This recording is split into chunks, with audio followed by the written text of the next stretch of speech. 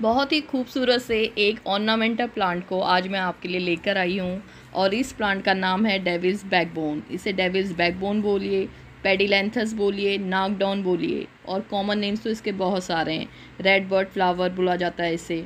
इसके अलावा sleeper flower plant, zigzag plant, red bird, cactus और क्रिसमस कैंडल्स के नाम से भी इस प्लांट को जाना जाता है। ये एक ट्रॉपिकल प्लांट है और जो वार्म क्लाइमेट कंडीशंस में ज़्यादा अच्छा ग्रो करते हैं। एक ऑर्नामेंटल प्लांट है। आउटडोर आप इसे रखिए, इंडोर रखिए, दोनों जगह अच्छा ग्रो करता है। हाय फ्रेंड्स, ऑसम गार्डनिंग में आपका स्वागत है। और आज हम इस ब्यूटीफुल प्लांट की केयर टिप्स के बारे में बात करेंगे। इसको क्या फर्टिलाइज़र दे सकते हैं, क्या डिजीज़ कैसे प्रॉब्लम होता है, प्रोपिगेशन क्या है इसका, किस तरह से इस प्लांट को हम मल्टीप्लाई कर सकते हैं, इन सब के बारे में आज हम इस वीडियो में जानेंगे। तो अब बात करते हैं। ये यूफॉर्बिएसी फैमिली से बिलोंग करता है ये प्लांट, और नेटिव है फ्लोरिडा और वेनेजुएला का।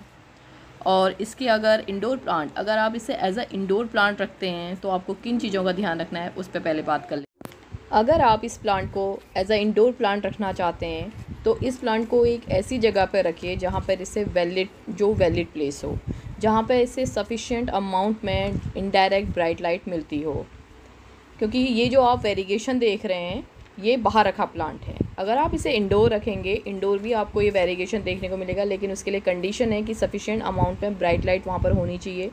अगर वहाँ पे सफिशिएंट ब्राइट लाइट इस प्लांट को नहीं मिलेगी तो ये जिस तरह का वेरिगेशन आप बाहर देख रहे हैं, इस तरह का वेरिगेशन आपको इंडोर प्लांट में नहीं दिख पाएगा।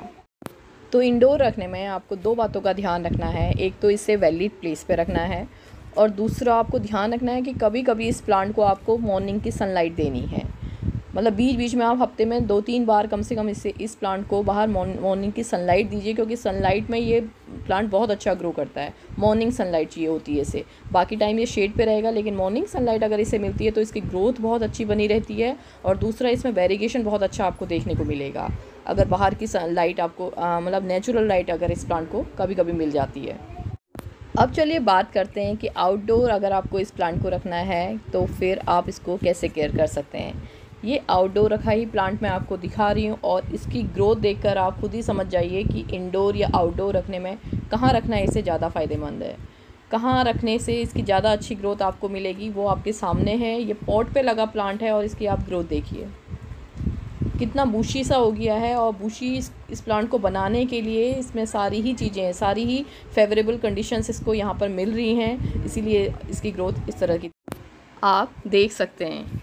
और इस प्लांट को आउटडोर रखने में आपको दो बातों का ध्यान रखना है। एक तो इसे शेड पे रखना है, डायरेक्ट सनलाइट के कांटेक्ट में ये प्लांट नहीं रहना है। मॉर्निंग सनलाइट इससे मिलनी चाहिए। बाहर रखने में, आउटडोर रखने पे ऐसी प्लेस पे रखना है जहाँ मॉर्निंग सनलाइट मिले और उसके बाद इससे शेड मिले।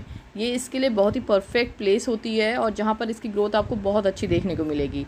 और इसके अलावा मैं अगर बात करूँ कि इसको बूशी बनाने के लिए आप क्या क्या चीज़ें यूज़ कर सकते हैं, किन चीज़ों का आपको ध्यान रखना है, तो उसके लिए प्रूनिंग है, फर्टिलाइज़र है, ज़्यादा से ज़्यादा इसको सनलाइट मिले, वेल ड्रेन्ड सॉइल और राइट टेम्परेचर।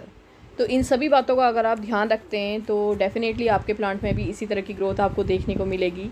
और राइट टेम्परेचर वाली जो मैं बात कह रही हूँ वो इसलिए कह रही हूँ क्योंकि समर में मई जून का जो महीना होता है उसमें बहुत ज़्यादा गर्मी होती है, और विंटर्स में दिसंबर जनवरी वाला जो मंथ होता है उसमें बहुत ज़्यादा ठंड होती है। तो इन समय में इस समय में इसको प्लांट को बचा के रखना है। मई जून में आप इस प्लांट को अंदर रख दीजिए, गर्म हवाओं से बचा रहेगा। और विंटर्स में दिसंबर जनवरी में भी इसे इंडोर कर लीजिए, उस समय फ्रॉस्ट से बचा के इसको रखिए। इस तरह से टेम्परेचर को ध्यान में रखते हुए इस प्लांट की केयर आपको करनी है। विंटर्स में ये प्लांट थोड़े समय के लिए डोरमेंसी में चला जाता है। दिसंबर जनवरी वाले मंथ में ये डोरमेंसी में चला जाएगा, इसकी सारी लीव्स गिर जाएंगी और ये खाली सा हो जाएगा। तो उस समय घबराना नहीं है। और जैसे ही टेम्परेचर इंक्रीज़ होगा फरवरी में, जनवरी लास्ट में, और तो इसमें नई नई ग्रोथ फिर से शुरू हो जाएगी। तो इसकी जब पत्तियां पूरी गिर जाएं तो उस समय ये नहीं सोचना है कि प्लांट ख़राब हो गया, फिर से उसमें नई ग्रोथ शुरू हो जाएगी जैसे ही टेम्परेचर थोड़ा बढ़ जाएगा। और कभी कभी इसमें लीव्स इसकी ब्राउन हो जाती हैं, ब्राउन लीव्स होने का कारण ज़्यादा सनलाइट का मिलना होता है, और ज़्यादा सनलाइट मिल जाती है प्लांट को तो वो लीव्स ब्राउन कलर की हो जाती हैं। तो ऐसे में प्लांट की पॉट की प्लेस चेंज कर दीजिए, उसे शेड पे रख दीजिए। और इस प्लांट में समर में जब इसकी लीव्स ग्रीन कलर की आपको दिखेंगी, और जैसी शुरुआती ठंड का टाइम आएगा तो ये फिर ये पिंक शेड में आपको देखने को मिलेगा इसमें वेरिगेशन। तो इस तरह से इसकी केयर कर सकते हैं। और इसकी फर्टिलाइज़र, डिजीज़ और प्रोपेगेशन पे भी अभी बात करते हैं। फर्टिलाइज़र की अगर मैं बात करूँ, ये हैवी फीडर प्लांट नहीं है, इसको ज़्यादा फर्टिलाइज़र की ज़रूरत नहीं पड़ती है। और जैसे सारे ही प्लांट्स को आप फर्टिलाइज़र 2 टाइम देते हैं, 2 बार का देते हैं साल में, वैसे ही इसको भी दीजिए। और जैसे मार्च में और सितंबर में 2 बार का इसे फर्टिलाइज़र दे दीजिए, तो इसकी ग्रोथ फिर बनी रहेगी। इसके अलावा इसमें कोई ज़्यादा फर्टिलाइज़र की ज़रूरत नहीं पड़ती है। और फर्टिलाइज़र में आप वर्मी कंपोस्ट और गोबर की खाद दीजिए इसे। ये दोनों फर्टिलाइज़र इस प्लांट के लिए बहुत अच्छा काम करते हैं। और साल में आपको फर्टिलाइज़र 2 बार इसको देना है। और ये एक सक्यूलेंट प्लांट है, और सक्यूलेंट प्लांट जितने भी होते हैं लो मेंटेनेंस और हार्डी प्लांट्स होते हैं, क्योंकि इन प्लांट्स को पानी की बहुत कम ज़रूरत होती है।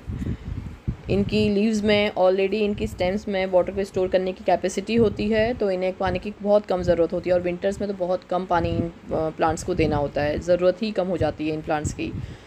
तो वाटरिंग बहुत ध्यान से करनी है। और ये एक ऐसा प्लांट है जिसको आप बहुत लंबे टाइम तक भी, अगर ये सूखा रह गया, अगर इसको वाटर नहीं मिल रहा है, तो ये प्लांट ख़राब नहीं होता है।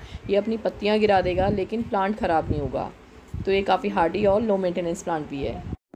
अब बात करते हैं इस प्लांट के डिजीज़ के बारे में। इस प्लांट में इंसेक्ट्स का अटैक हो जाता है, इसमें एफिड्स और मिलीबग्स का अटैक हो जाता है। तो उसके लिए आप नीम ऑयल का स्प्रे प्लांट में कर सकते हैं। जैसे सारे ही प्लांट्स में आप नीम ऑयल का स्प्रे करते हैं, वैसे ही 1 लीटर पानी में 5 ml नीम ऑयल का लेके उसमें कुछ ड्रॉप्स लिक्विड हैंड वॉश की जो हार्श ना हो, उसको मिला के अच्छे से मिक्स करके उसका स्प्रे 15-15, 20-20 दिन में इस प्लांट के साथ साथ सारे ही प्लांट्स में करिए। जिसमें इंसेक्ट नहीं है उसमें भी कर दीजिए, वो प्लांट्स भी इंसेक्ट से बचे रहेंगे। तो इस तरह से डिजीज़ से भी ये प्लांट फिर बचा रहेगा और इसकी ग्रोथ फिर अच्छी चलती रहेगी। इस प्लांट के अगर प्रोपेगेशन की बात करें तो प्रोपेगेट करना है इस प्लांट को बहुत आसान है। इसकी स्टेम लीजिए आप, इसकी स्टेम को सॉइल पे लगाना, वाटर पे लगाना, दोनों में लगाना बहुत आसान है। इसकी ग्रोइंग पॉइंट से, जो ऊपर से नई नई ग्रोथ आ रही है, ग्रोइंग पॉइंट से आपको एक स्टेम लेनी है। 5 से 6 इंच की लंबी स्टेम लीजिए। उसे सॉइल पे अगर आप लगाना चाहते हैं तो मार्च का टाइम सबसे बेस्ट है। मार्च में आप इसकी कटिंग लगाइए सॉइल पे। और वाटर में तो आप किसी भी मंथ में लगाएंगे, इसमें रूटिंग हो जाएगी। तो ईजी टू ग्रो प्लांट है, कभी भी आप किसी भी मंथ में वाटर में इसको लगा के रूटिंग कर सकते हैं इस प्लांट में। बहुत ही खूबसूरत सा दिखाई देने वाला ऑर्नामेंटल आर्टिस्टिक प्लांट है ये। और इसे अगर आप हैंगिंग बास्केट्स में लगाते हैं तो इसकी खूबसूरती और भी ज़्यादा बढ़ जाती है। तो ठीक है फ्रेंड्स, काफ़ी बातें हो गई हैं डेविल्स बैकबोन प्लांट के बारे में। इस प्लांट को अपने घर पे लाइए, इसकी केयर कीजिए, इसको अच्छा फर्टिलाइज़र दीजिए और इसकी ब्यूटी को एंजॉय कीजिए। और अगर आपको मेरा वीडियो पसंद आया हो तो इसे लाइक करिए, शेयर करिए और मेरे चैनल को सब्सक्राइब करना मत भूलिएगा। तो मिलते हैं एक नए वीडियो में नई इन्फॉर्मेशन के साथ। Till then bye.